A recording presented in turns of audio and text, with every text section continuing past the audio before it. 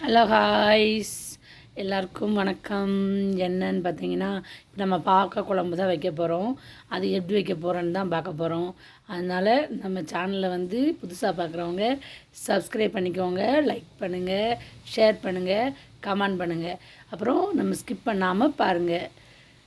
வாங்க வீடியோக்குள்ளே போகலாம்.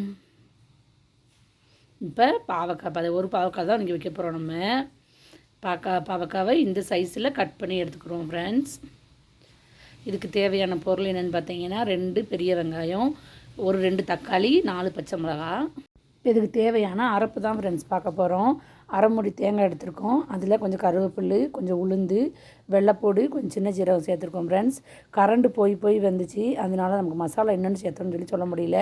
இதில் வந்து 2 ஸ்பூன் வத்தப்பொடி, 1 ஸ்பூன் மல்லிப்பொடி, கொஞ்சோண்டு மஞ்சப்பொடி சேர்த்துருக்கோம். வேறு ஒன்றுமே இதில் மசாலா சேர்க்கல ஃப்ரெண்ட்ஸ். இது மட்டும்தான். இதை போட்டு நல்லா வறுத்தி அரைச்சி மிக்ஸி ஜாரில் இது மாதிரி நல்ல ஸ்பைனாக நல்ல மெல்லிஸாக அரைச்சி எடுத்துக்கலாம். பார்த்திங்கன்னா தண்ணி நம்ம சேர்க்கவே இல்லை, கொஞ்சம் அது லைட்டாக அது அரைப்பு மட்டும் சேர்த்துருக்கோம். இப்போ பார்த்திங்கன்னா கடையில் எண்ணெய் வச்சு கடுகு மட்டும் போட்டிருக்கோம் ஃப்ரெண்ட்ஸ். வெந்தயம் தான் சேர்த்துக்கோங்க, நம்மக்கிட்ட இல்லை வெந்தயம், அதனால் கடுகு மட்டும் போட்டிருக்கோம். கடுகு நல்லா போட்டுக்கோங்க.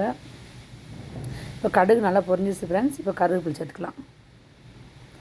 இது கூடவே நம்ம வெட்டி வச்சுருக்க 4 பச்சை மிளகாவை சேர்த்துக்கலாம்.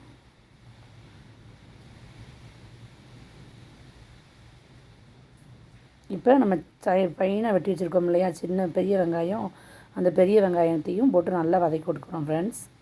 இப்போ பார்த்திங்கன்னா இந்த ஸ்டேஜுக்கு வந்த பிறகு நம்ம வெட்டி வச்சுருக்க பாவக்காயையும் இது கூடயே சேர்த்து வதக்கி விட்டுக்குருவோம்.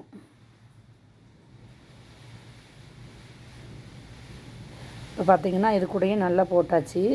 இது வந்து ரெண்டும் இந்த பக்குவத்துக்கு வரணும் ஃப்ரெண்ட்ஸ். இப்போ பார்த்திங்கன்னா நல்லா ரெண்டுமே முறிஞ்சி இந்த மாதிரி வந்துடுச்சு. இப்போ நம்ம வெட்டி வச்சுருக்க தக்காளியும் இது கூட சேர்த்துக்குருவோம். இது கூட தக்காளியும் இது 3 சேர்ந்து நல்லா வேகட்டும். இந்த மாதிரி வச்சு பாருங்கள். இந்த பார்த்திங்கன்னா இப்படி நம்ம நல்லா 3மே நல்லா மசிஞ்சு வந்துருச்சு ஃப்ரெண்ட்ஸ். இப்படி நல்லா வெந்தால் தான் பிள்ளைகளுக்கு வந்து கசப்பு தன்மை இருக்காது, சாப்பிடவும் நல்லாயிருக்கும். இப்போ நம்ம அது அரைச்சி வச்சுருக்கோம் இல்லையா, அரப்பு தேங்காய் வறுத்தரைச்சி அதையும் போட்டு இந்த பார்த்திங்கன்னா இப்படி இருக்கும். இது கூட அவங்களுக்கு கொஞ்சம் புளி கரைச்சல் ஃப்ரெண்ட்ஸ். புளி கரைச்சல் ஒரு நெல்லிக்காய் சைஸில் புளி எடுத்து நல்லா ஊற வச்சு கரைச்சி அந்த நம்ம புளி கரைச்சலையும் ஊற்றினோம் ஃப்ரெண்ட்ஸ். நல்ல ஒரு மாதிரி கிரேவியாக வரும். அது நல்ல எண்ணெய் பெரிய நீங்கள் வந்து சிம்மில் வச்சு வேக விட்டுட்டு நல்லா வற்ற வச்சு எடுத்திங்கன்னா ஃப்ரெண்ட்ஸ் 4 நாளைக்குனாலும் கெட்டு போகாது. இங்கே கேரளத்தில் வந்து ஓணம் அப்படின்னு ஸ்டார்ட் ஆகிடுச்சுன்னா 1 வாரத்துக்கு முன்னாடியே இந்த ப்ரிப்ரேஷன்லாம் தொடங்க ஆரம்பிச்சிருவாங்க.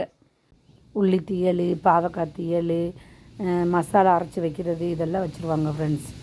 அப்போ ஓணம் வந்து சூப்பராக இருக்குது. 4 நாள் ஆனால் தான் உள்ளி தீயலும் பாவக்காய் தீயலும் சூப்பராக இருக்கும் ஃப்ரெண்ட்ஸ். இதை ட்ரை பண்ணி பாருங்கள், உண்மையிலே அடிபொலியாக இருக்கும்.